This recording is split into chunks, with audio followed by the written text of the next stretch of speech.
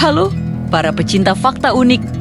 Pernahkah kalian bertanya-tanya, kenapa sih buah cranberry bisa memantul atau membal seperti bola? Mungkin kedengarannya kayak mitos dapur, tapi percaya deh. Ini adalah fenomena ilmiah keren yang sudah digunakan selama berabad-abad untuk memisahkan cranberry yang bagus dari yang busuk. Jadi, siapkan diri kalian. Karena hari ini kita akan membongkar tuntas rahasia di balik kemampuan ajaib cranberry. Rahasia utamanya ada pada struktur internal buah ini yang sangat unik. Di dalam setiap buah cranberry, tersembunyi 4 kantong udara kecil. Bayangkan saja seperti ada bantalan udara mini di dalamnya. Kantong-kantong inilah yang memberikan elastisitas alami pada buah. Saat cranberry masih segar, daging buahnya kencang dan kantong udaranya utuh. Jadi, ketika buah ini jatuh dan menghantam permukaan yang keras, udara di dalamnya akan memberikan daya pegas, membuatnya memantul kembali.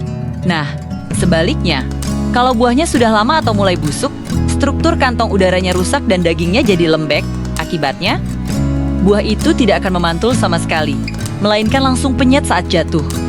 Fenomena membal ini bahkan melahirkan sebuah metode seleksi unik yang telah digunakan oleh para petani cranberry di Amerika Serikat sejak tahun 1800-an. Metode ini dikenal sebagai the best atau uji pantul.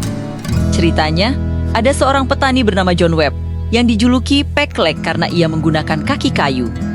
Suatu hari, ia kesulitan membawa keranjang cranberry menuruni tangga.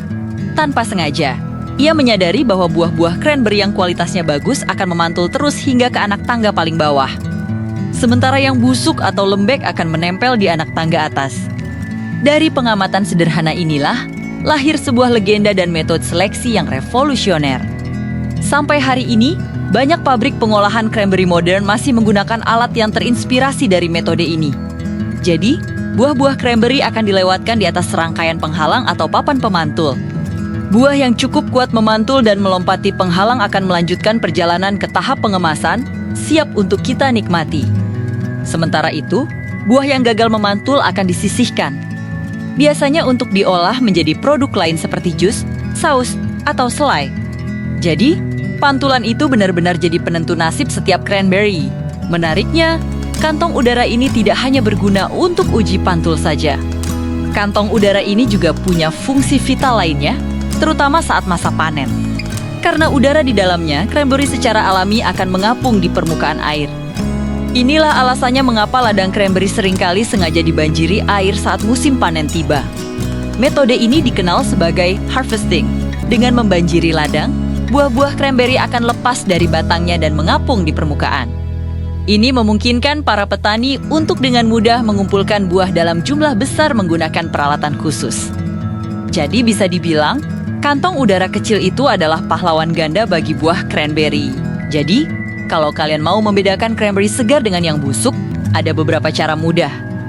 Pertama, sentuh buahnya. Cranberry segar biasanya terasa keras dan kencang.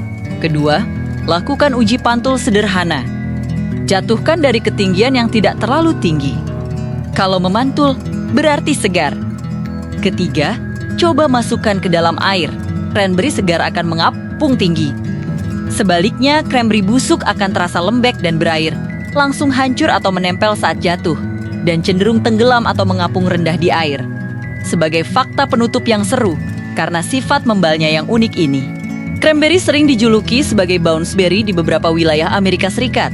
Sungguh julukan yang sangat pas, bukan? Nah, itu dia rahasia di balik kemampuan membal cranberry yang luar biasa. Siapa sangka buah sekecil ini menyimpan begitu banyak ilmu pengetahuan dan sejarah yang menarik? Apa kalian terkejut dengan fakta ini? Coba tulis pendapat kalian di kolom komentar ya.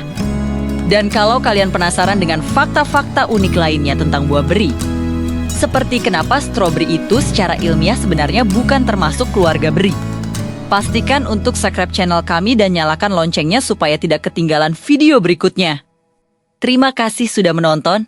Sampai jumpa.